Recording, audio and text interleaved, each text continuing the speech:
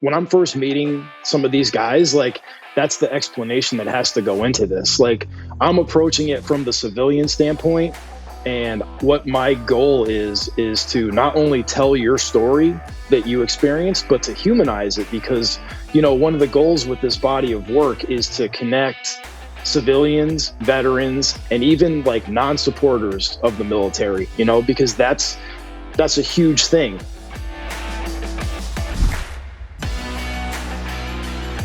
All right, everyone. Welcome back to the Art of Masculinity. Today, we got Mitchell Coffman on today, and I'm super excited about this episode, mainly because he is not former military, yet he's got a huge affinity towards the military. His father was military, and he's doing some great work in the, may I say, art space for military, which is very exciting because it's cool work, bro. And I really love it. If anybody's watching this on YouTube, you can see behind Mitchell right now, there's some of his artwork back there.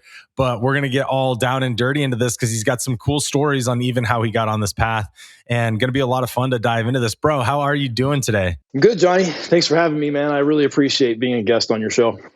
Yeah, man. My good friend, Mike Burke, who I served with in 2nd Ranger Battalions, the one that introduced us, and he's an amazing human. So I'm excited to have you on. We jammed out, got along really well. And I think there's a lot to uncover here. So I want to first start off and have you take everybody back a little bit. So your dad was military. You were not. But you got into this art scene, and then it kind of went into the direction of supporting military. And I'm going to let you explain this a little bit, but the teaser here for everybody, it's not necessarily his father on why he got into art, military kind of art, right? So I'll leave that with you, Mitchell, and let you explain kind of the path that took you down this, because the art is absolutely amazing. And just, it's such a testament to your craft, but also the appreciation that you carry. So let's go. Sure. So the road is definitely, or the path is not a straight line at all. I'll start by saying that. I went to art school. I went to art school in Savannah, Georgia.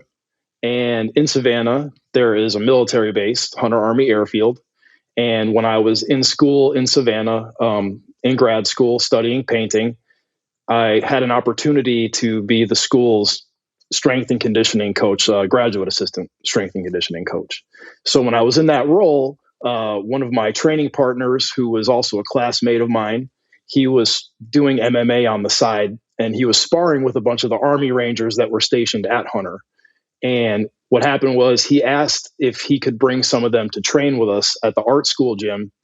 And being Coach Coffman, I said yeah. So we brought this group of Rangers in to train with us in the gym, and then we formed this brotherhood like overnight, man. Because these guys, they were home for a little while, but then they would get deployed, like every 6 months or whatever their schedule was, and we didn't have any time for bullshit. It was with our crazy class load, the job that I had, and their deployment schedule, like I said, it was like a brotherhood overnight. So, we became the best of friends, and I graduated in 2009. I moved to New York. They went on to a deployment in Afghanistan, and one of them got killed by an IED. And when that happened, I always had this idea that I wanted to paint about them and, their deployment stories to humanize their experience a little bit more. Because after you get to know all these guys, and, like in these close quarters and stuff, they're just people like everybody else, and they've been through some extraordinary shit that I feel like they don't ever talk about. So my friend Rob Sanchez, when he was killed by the IED, kind of like solidified my idea, if you want to call it that, to make the work that I'm currently finishing now. So it's also funny because that same incident made my training partner and my classmate, his name is Zach Walters, he joined the Navy and became a SEAL. So when he made that decision, that also kind of like added more fuel to the fire, if you will. When he was transitioning out, then that added another layer to this whole body of work for me, because then the work became about first it started with the Army Rangers that we knew. Then it went to like Navy SEALs. And then after I met a bunch of guys he was team members with, I got the opportunity to work with a couple of Marine Raiders. So the work encompasses Marine Raiders, Army Rangers, and Navy SEALs. While I was doing this work, this is where it gets kind of zigzaggy. While I was doing this work, I posted a picture of one of the pieces. Actually, see that guy in the white? That's a painting of Rob's repatriation ceremony. So I posted a picture of that, and then some guys from 175 saw it, and then we started talking about painting a memorial for all of the Rangers that have been killed in action and killed in training accidents. So I kind of put my work on pause for a little bit. I worked on that project, and then that just like opened everything up way more than I could have ever have imagined. That, you know, threw me into like the Ranger Battalion, like firsthand, being a civilian. I met so many people. I had so many experiences. The project took about 2 years to finish. The first unveiling was for all the killed in action portraits. And that moment is like one of the greatest moments of my entire life. You know, at that, I had never seen the whole like battalion together, and like all the guys were there. I heard the Ranger Creed, like they flew helicopters over the top of us. They gave me a medal. My parents and my wife and like 20 of my closest friends were there with me.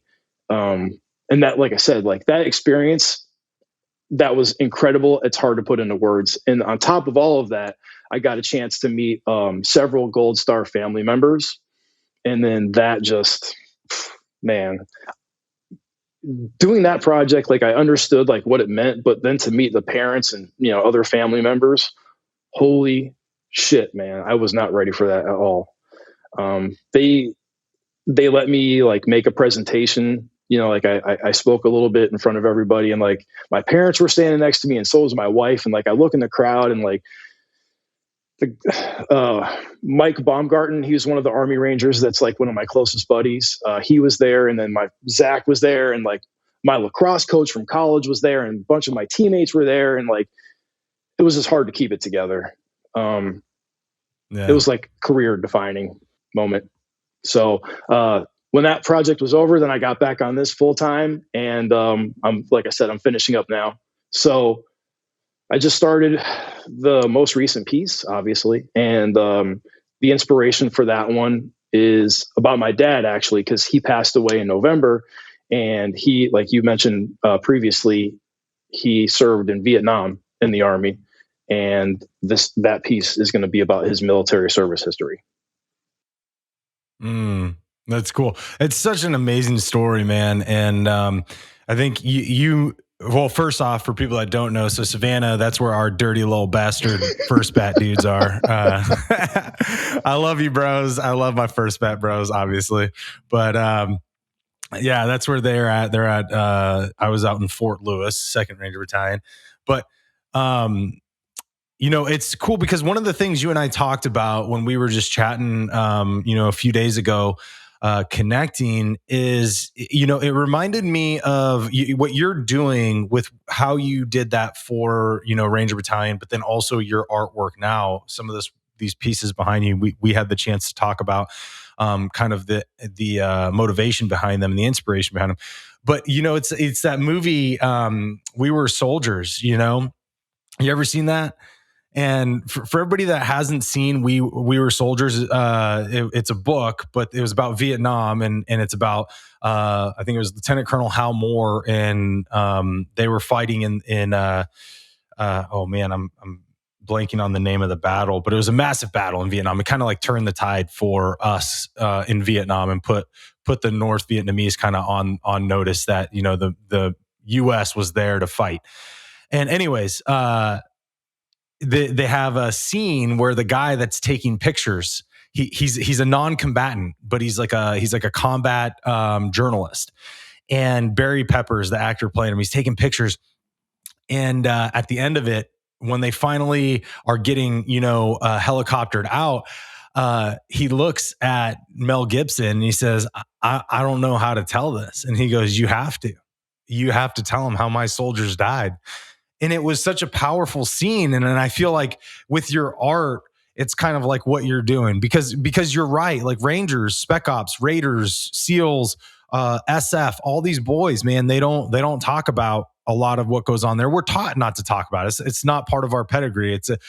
We're not trying to brag. We're not trying to, and we just want to like have what we did over there was what we did. Anyways, the point of that being is in your own way, that's what you're doing. Like you're telling that story and you've talk a little bit about this too, because your artwork is literally inspired by the stories that some of these men have told you, right? They all are. Yeah. And that's definitely one of the, like when I'm first meeting some of these guys, like that's the explanation that has to go into this. Like I'm approaching it from the civilian standpoint. And what my goal is to not only tell your story that you experienced, but to humanize it because, one of the goals with this body of work is to connect civilians, veterans, and even like non-supporters of the military, because that's a huge thing. And yeah, like the image collection process, like there's like this the circle of trust, right? Like the guys have to understand that like I have there's no ulterior motives other than to tell the story. Like I'm not trying to like pull some bullshit trick. Like, like it's none of that. I'm just legit like trying to tell their stories to humanize the experiences, because like you're saying, these guys, like I've met so many of them and they come home, they transition out and then that's it. What, dude? Like you just spent 20 years of your life maybe like doing this stuff. You can't keep it bottled up. But the silent professional, you guys you're taught to be like Yep. that. And as an artist, one of my jobs is to run my mouth. Like obviously I have to be considerate and mindful of what I say, but authenticity is a huge thing with me. So I don't, like I said, there's no like hidden agenda. There's none of that shit. Like I just want it to be what it is. And I key in on, like if someone gives me like a photograph, right? Like usually what my eyes go to immediately is the thing that I try to capture. Because for whatever reason, there's an item, an object, a person in this Yeah. photograph that I want to focus on. Like the painting, one of Yeah. the paintings behind me is a 3-panel triptych, and it's a collection of like a ton of photographs and stories. And it was hard because when you're making a piece like that, you have to be careful because some people are quick to call a collage. It's not a fucking collage. I fucking hate that word. So like all of those elements of this painting were carefully selected, and they're presented in an aesthetically, I don't want to say pleasing, but it keeps your eyes moving, interested. Yeah, it's appealing. Yeah, the Yes. eyes, it captures the intrigue of the brain, so the eyes want to go to certain pieces. Yeah, I love that. So for a lot of people out there, like they don't really resonate or understand the military aspect, and I think because we are so much further away from it now. While we were still in the Middle East, and just recently pulled out of Afghanistan, we still have a presence in Iraq, and we've been in a lot of other places out in that area of the world. And so we're not there in a military capacity. So it's not like it used to be. But a lot of people, we've got such a smaller footprint there that a lot of people don't really get the idea of what it was like to be in combat, to be in this. And like I had a good friend of mine, I won't name drop, but he's a well-known person now, but a good friend of mine that served with me in 2nd Ranger Battalion. He and I were chatting one day, and it's like, bro, these people don't even like. It's almost so far removed from combat now that we're kind of like this Vietnam era, military aspect, right? Like people are like, oh yeah, you were in combat, and it's like, yeah, I was in combat like every 6 months. What do you mean? But what is it like to interact with these men? and hear these stories. And as a civilian, as somebody who almost, you don't really have too much of a reference point, right? And so you're talking to these guys, you're in the circle of trust, and you're getting some of these stories. What is it like to hear that? And then what is it like to even maybe ask permission to be able to create some art around that? Everybody's different. That's what I've learned. Some guys keep things really close, and that takes a while. It's like, you know, like dating a girl sometimes. Like some play the long game, some give it up fast. Like it's, what it is. Um,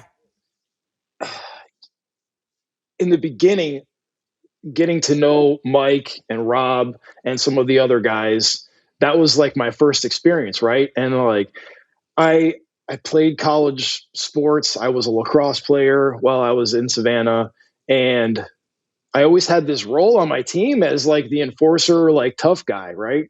So when Zach asked, to bring these guys along, it was like, yeah, bring them. I want to see how I stack up against these special forces guys, right? And I was just so used to the shit talk, like athletic way of like doing stuff. And there's like this thing that they have that like, no, we don't do that shit. And it's like, what, that's all I know how to do. Like I have to get myself riled up, and that it's just so it's you guys are just different when it comes to that stuff. Like it's like we don't talk shit, we just do the thing. And I'm like, oh, okay, I do the thing too, but I like there's buildup anyway. Yeah, each guy is different, and even like hearing the stories at first, it was crazy because I was in class learning how to paint, and you guys were, going on deployments. We were all like the same age, and it's crazy to think about how these two different paths go, and being the guy who is the outsider looking in, I don't take myself seriously, but I take what I do like that super serious. So, I always am high, super duper respectful of what everybody does. And a friend of mine said to me recently that like we have two ears and one mouth for a reason. So I'm a good listener. I make sure to, like part of my job is the details, right? So I have to listen to everything everyone's saying. And then just understanding like some of the things that, some guys have been through it's some pretty serious shit. So much so that you want to make paintings about it. So I'm just a careful listener. Some guys, like I said, some guys have been just, they see what I'm doing, and then they're immediately like, oh man, I'd love to share this with you. And then some guys kind of like tell me a little bit about what they went through. And it's kind of like well, if you want to keep hearing more, we have to keep going sort of thing. Everyone's different. Yeah. And what's it like when you talk to these? Because you and I again chatted about this even just before the show, but you're a stickler for accuracy. It's part of what you pride yourself on. You said something like you never wanted to offend somebody, and then Never. I think more or less it's mostly you want to make sure that it's representative of the actual thing or the actual scenario, so that people feel seen. Is the way that I look at it. But when you go and you hear these stories from these guys, like what is it like for you to ask permission, or do you do that? Like I'm sure you do. You seem like that kind of guy. Because you're getting some, especially if you're in the inner circle of trust. Yeah, I want to stay in the trust. I would assume that's what you're asking. Yeah, exactly. Yeah, man. Yeah. Well, I mean, the other thing that like keep in mind is it's been funny too, because everyone that I've met so far is like super respectful as well, and that's like something that's a common theme amongst everybody. And, I try to, you reciprocate that kind of stuff. And you meet some of these guys and, they're all like tattooed up. Some of them have cauliflower ear. Like these are some badass dudes. And like, you don't want to offend them because, you just don't. But then, you start talking to them and they're the nicest people on the planet. And that's one of the reasons why this is so important, like I was saying, humanizing this stuff, because they have this tough exterior, but they don't also, some of them don't mind being vulnerable and sharing some of these stories. And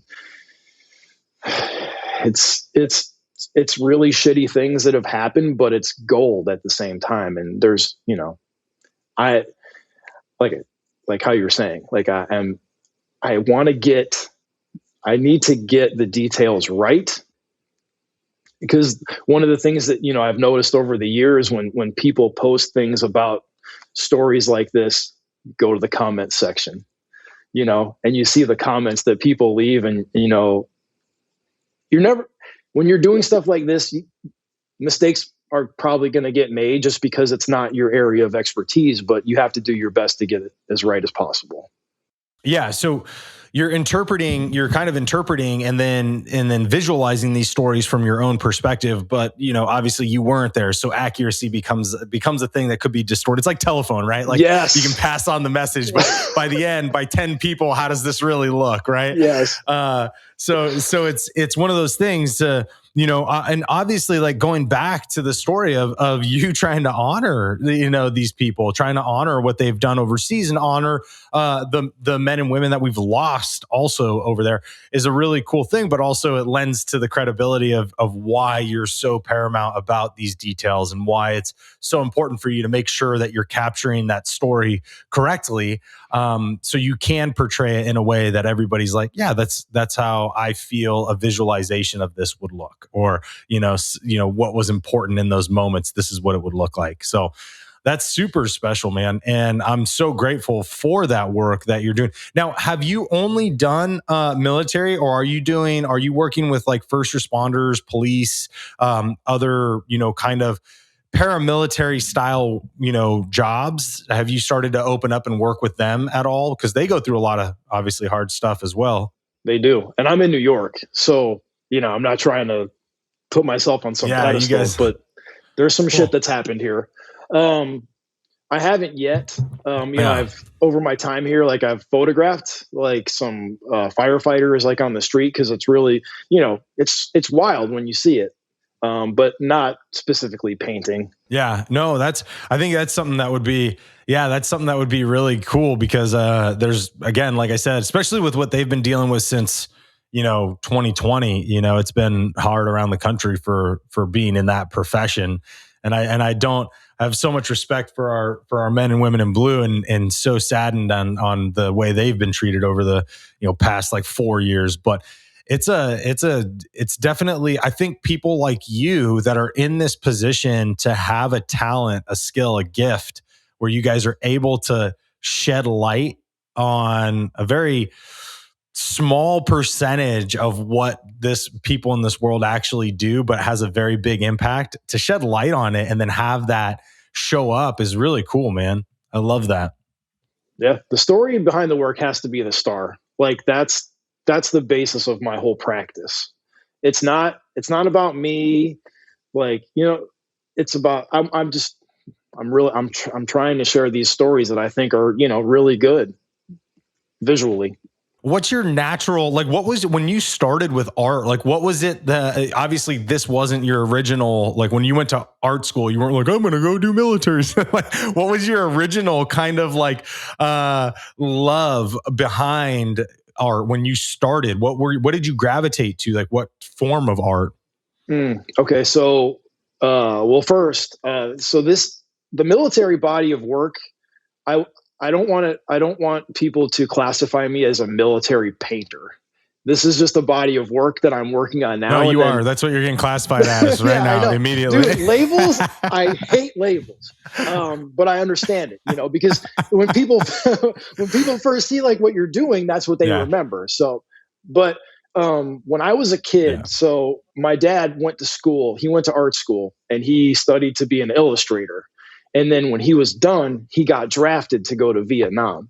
So when he got back, he tried to pick back up on his art career, and he found it very, very difficult to do so. So he gave up on his art dream and got an office job so he could provide for his family, right? So as a kid growing up, my dad like hammered into my head from the time I was in like third grade, do not grow up and be like me. I heard him say that to me consistently all when I was a kid. So, you know, growing up with that totally informed everything. You know, like we shared this art dream.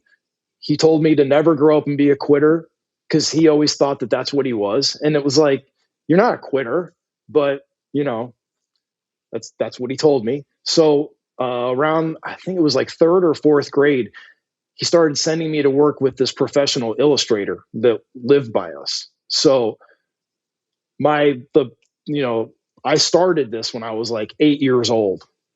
And on the weekends, instead of playing Wow. sports like all the other kids, I was going to this illustrator to work on the weekends.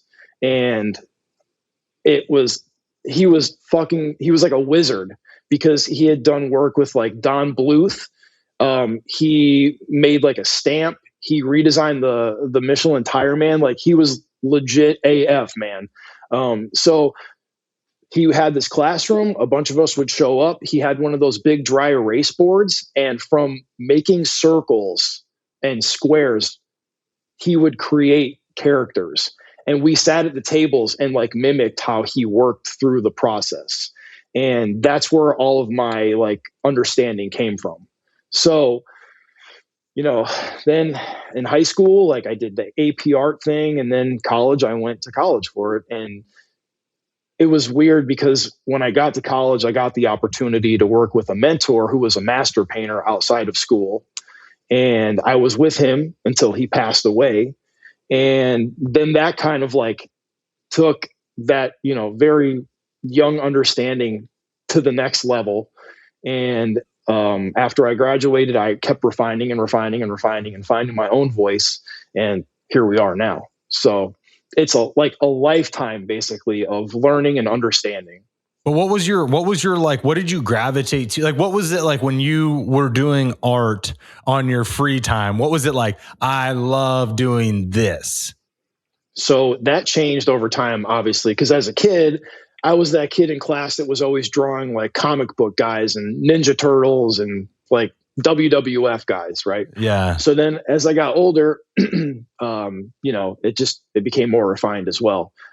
Painting people, trying to, you know, in college, like college is like your proving ground. So you have to get the basics right first before you are allowed to do things like this. And I subscribe to that thought completely. You know, you have to be good at this thing first before you get to decide what it's supposed to be. So I did that. And then working with the master painter I was working with, he was, holy shit, man. He committed his entire life to this. Like he lived this romantic life of what an artist is supposed to be. His entire house, he was a professor at our school. His entire house was a studio. That was it. He had a tiny TV in his bedroom and he only had like a DVD player. I'm dating myself, but you know, like that was the thing.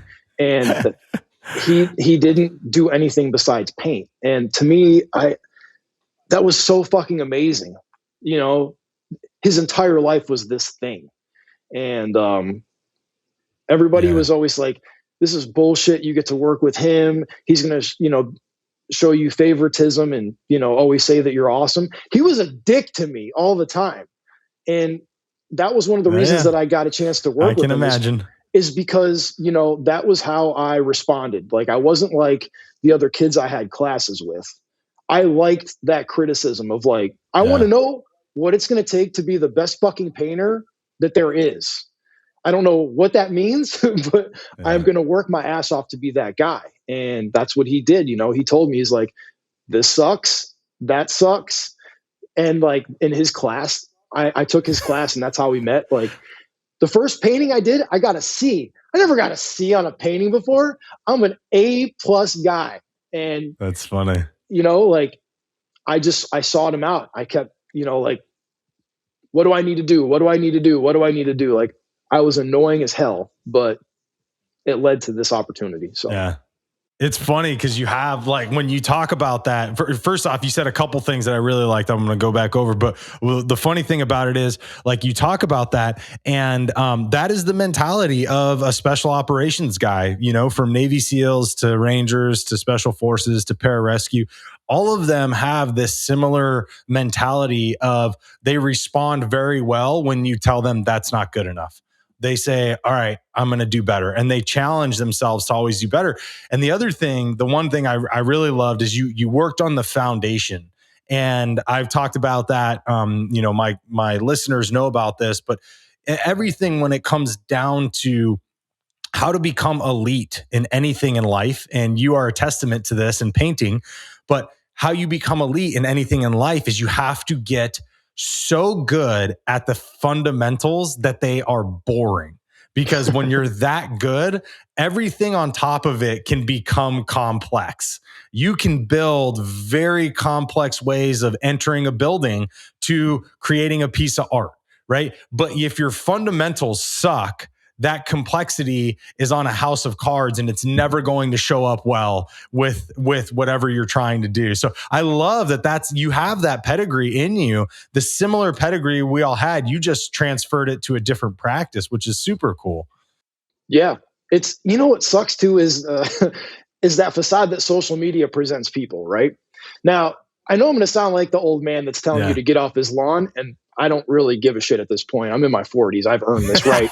So, you see these things that these people are making, and it's like, clearly they fucking projected this thing or they traced this thing. Now, I know that it saves you time, and like, everyone always loves to say, yeah, but I could do this without it. Oh yeah, prove it, fucker. Like, I don't believe you. So, Yeah. I take pride in the fact that you can even look like on my like Instagram feed, like the portraits I've done, like especially during 2020 when we couldn't go outside. Like, I spent a year just drawing faces for one of these pieces that I did. Like, it's 50 portraits of guys that were Wow. killed in action. And I sat at this table that I'm talking to you on, and I drew each face and I painted each face. Like, that journey was, it was Wow. something else. But I love that because it's like everything else. Like, you always want to test yourself. You want to get better all the time, and you just keep refining those boring ass things that, like, it's like I joke with my friends that know about like MMA or like wrestling stuff. Like, the first thing that you learn is a double leg takedown, and like that's the first move that you learn in wrestling, right? But there's guys that are in the Olympics like Jordan Burroughs, like that's all he does, and you can take that first move Yeah. and make it your entire thing, and you learn Yeah. how to draw like a person. That's like one of the first things that everyone tries to learn to do because it's like the hardest thing. But if you have the strong fundamentals, you just keep doing it and doing it and doing it. It's boring as fuck. You keep doing it and doing it and doing it. Yeah. You get good at it. There's no fast way to do Yeah. this. Not if you're going to be, not if you're going to be exceptional, not if you're going to be elite. No, there's not. Like, you can be born with a certain level of skill in something, sure, but to be elite is not. It's not born. You have to start to have work ethic, and you got to work at the fundamental pieces, the foundational pieces, and once you do that, that's what sets you apart from being different from everybody else. But the other question I have, and I know it's probably on everybody's mind, because I think you're probably my first artist on the show. What is your take on AI and that coming into play against art?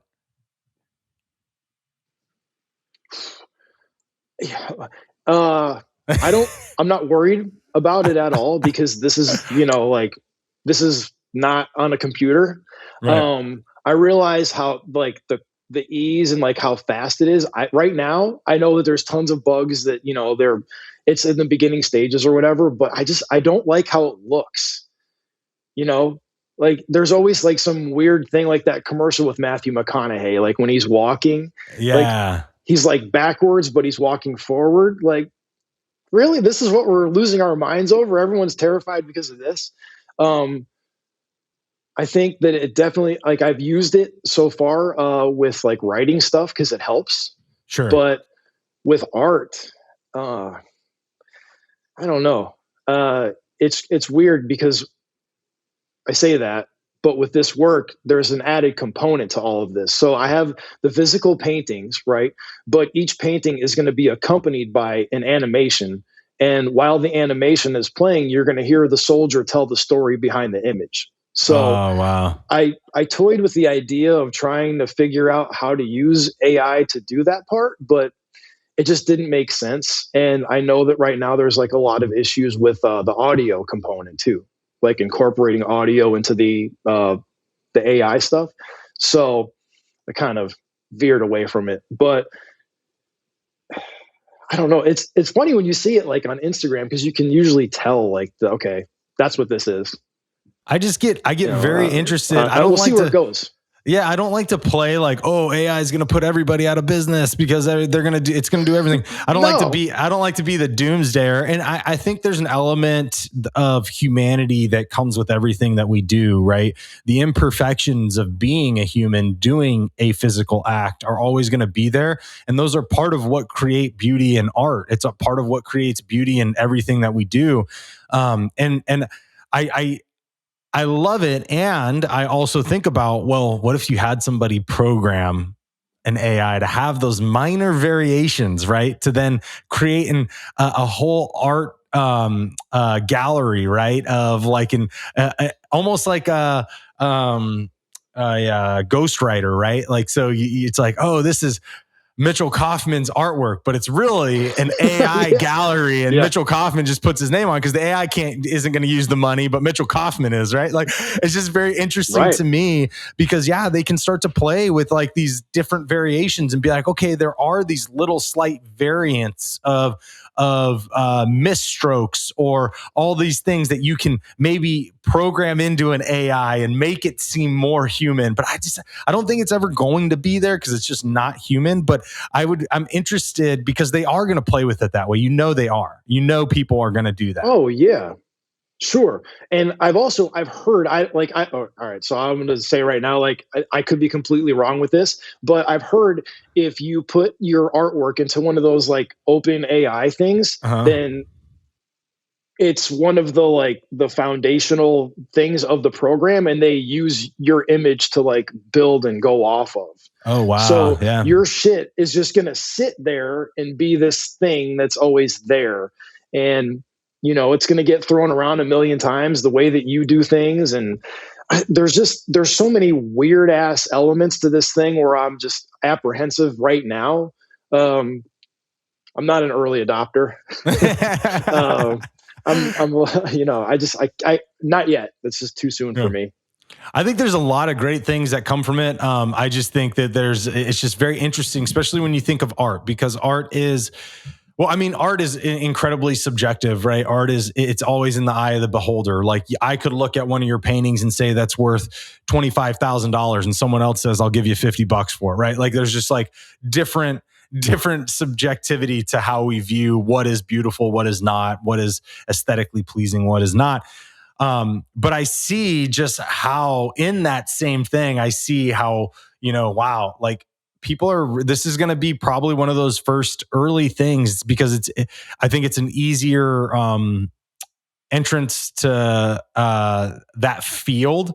That it's got a lower barrier of entrance to it, kind of like writing. It has you can start stacking up photos, like you said, you can stockpile photos. Did you see that thing on Instagram where everybody was like doing their face and having the AI artwork for their face? I was like, bro, you're feeding a system right now, right? Like, you're literally, I didn't do it. My wife and I didn't do it. Call us whatever you want. But like, we just didn't do it because I'm like, I'm not feeding a system that literally is intentionally going to put all this in, and then it's going to use those different variations of like facial structures and things like that for everything it does. It's a database it's going to pull from that point. And then people are like, well, Johnny, you're on social media anyways, it's going to pull you off, you're public. Okay, yeah, whatever. But I didn't intentionally give it my fucking picture, asshole. Like, calm down.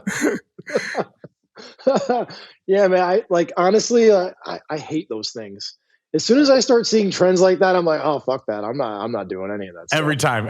Nope. Dude, I'm such a, like, that's Nope. my life. My wife always tells me I'm a rebel because literally if someone says I need to do something or I need to follow the same thing other people, she's like, Johnny, will go the exact other way. I'm just like, nope, Yep. not doing. I will find the hardest way to do something if it means not doing what everybody else is doing.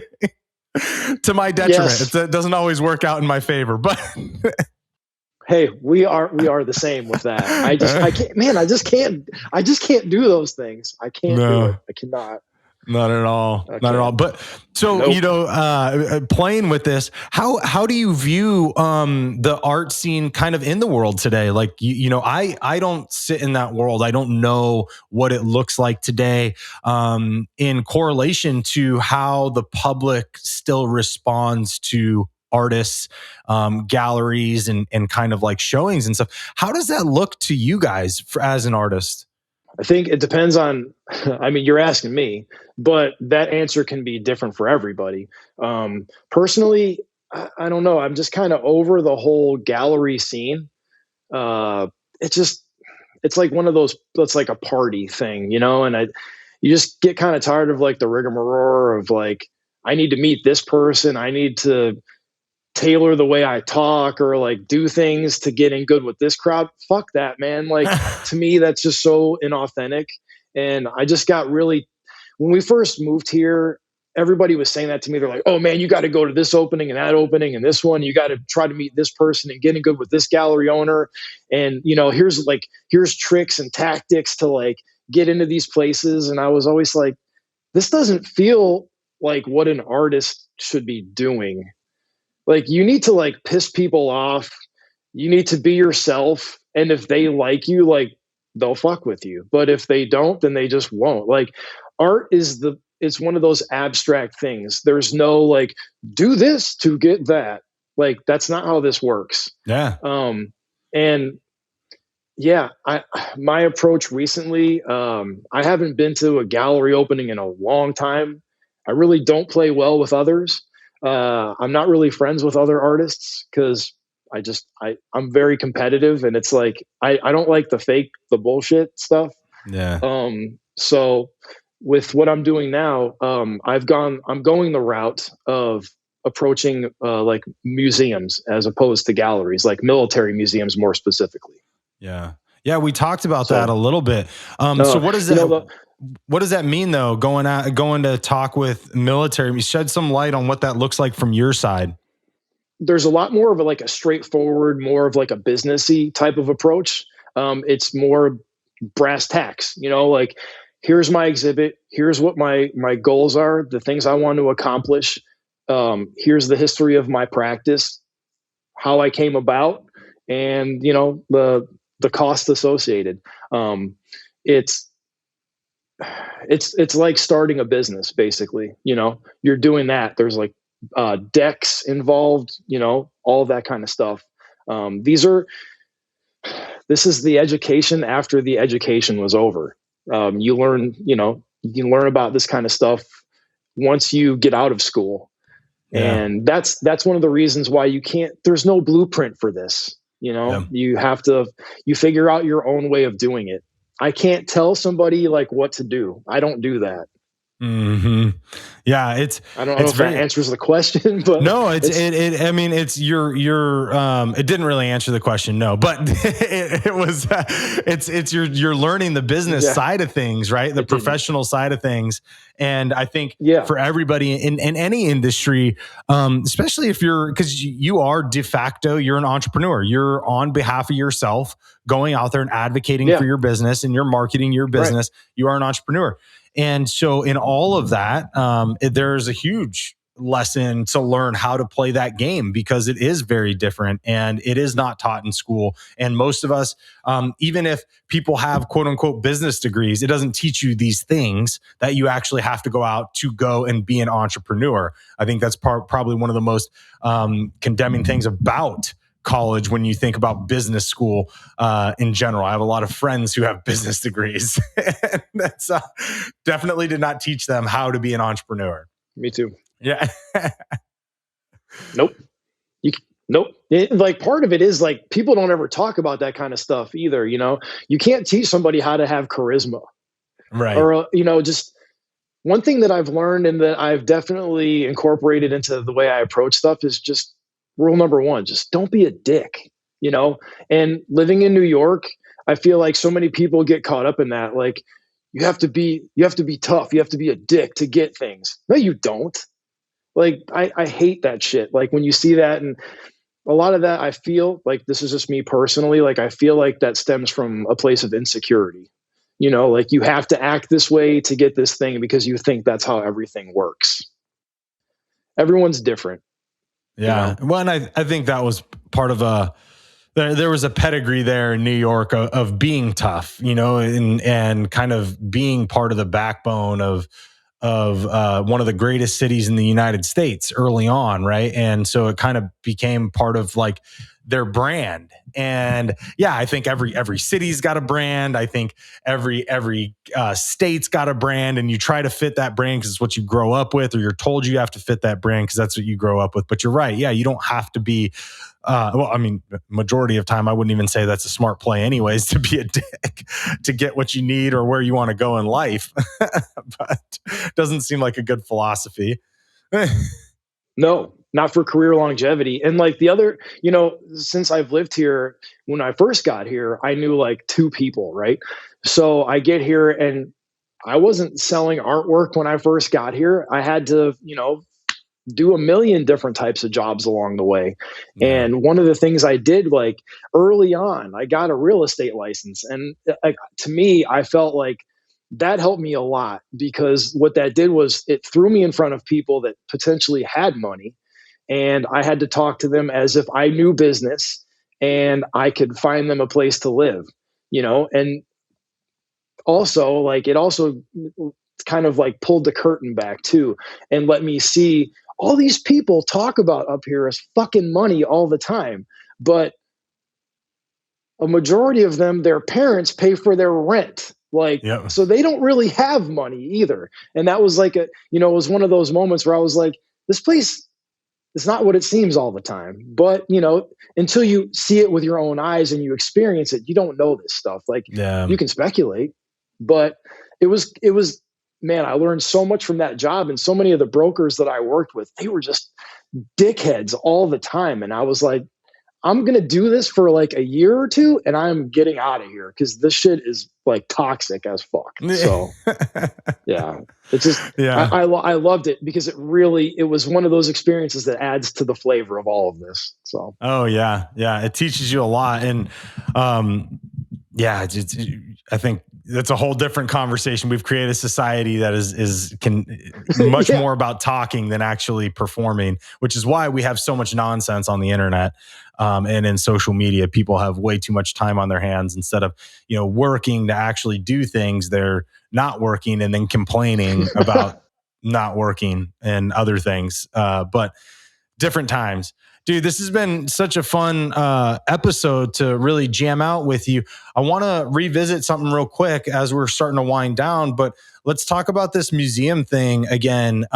What could you use to help gain some support in maybe getting outreach to these museums from the listeners? What could you ask them for? That could help you there. oh, I really appreciate you asking me that. One of the main things now is just publicizing the work a little bit more, talking about it like how we're doing right now. If anybody has contacts at some of the different museums or potential institutions that would be supportive of a project like this, they can reach out to me. They can see my website. It's just mitchellcoffman.com. Mitchell with one L. Coffman is Coffman. The project that I'm doing right now, the exhibit, is called Wish You Were Here. The tab is at the top of the homepage. You can read all about it. And then, at the bottom, there's a way you can contact me. For now, that's the best thing I can do with, just promoting the work. I just finished up some studies for the next piece I'm doing, and I'm going to be selling some prints of that as well. If they want to support that way, they can do that as well. And yeah, so for now, it's just promotion of the work and see where it goes from there. Well, and if anybody has any contacts, make sure to go to Mitchell's page, reach out to him, let him know that you have some, especially for all my guys out there that are listening who are veterans of the military, high level, especially high level veteran guys who maybe did retirement, and you guys got connections to some of these museums. Make sure to reach out. And I would venture to say, if there's any first responders out there as well, I mean, that would be a great niche for you to also support. If they have anything that they want to pass along your way, be sure to hit Mitchell up. And yeah, man, it's been so fun talking with you. I love the work that you're doing. It's inspiring. Well, because a lot of people have asked, like, in terms of that, like, well, I don't really know anyone at a museum or an institution that would show stuff, so I don't really think I can help. Well, it's more than just that. It's like, any sort of like publication, art collector, like, just abstract ways to help promote stuff. It doesn't specifically have to be a museum. Right. Anywhere to get the word out and spread the word. And I would say, if anybody wants to, is a veteran, or like I said, even first responders, if you guys want to commission some work, reach out to Mitchell. I mean, obviously his work is absolutely amazing. There's some behind him right there. If you guys are watching this on YouTube, hey, Mitchell, you want to hold up the one that you're working on with your dad's pins? Yeah, sure. So yeah, this is the print that I'm going to be selling soon. It's kind of dark in here where I'm at. You can't really. It's on your Instagram as well. So if you can't see it super well, guys, it's on his Instagram too. That's cool. So yeah, it's oil on panel, and I'm going to be making prints of that. So yeah, awesome, man. Look for that soon. Cool. And where's your Instagram? Let them know. We're going to put this in the show notes as well, but his Instagram is a dope page. He's got a lot of his stuff on there. What is that again, Mitchell? I am consistent across the board. It's just my name, Mitchell Coffman. Mitchell with one L, Coffman, Coffman. Dope. I love it, brother. Well, before we let you go, your last question, man, is what does the art of masculinity mean to you? Oh, man. Really? The art of masculinity. That's a tough one. Because my thesis work in grad school was about this topic, and that was in like 2009.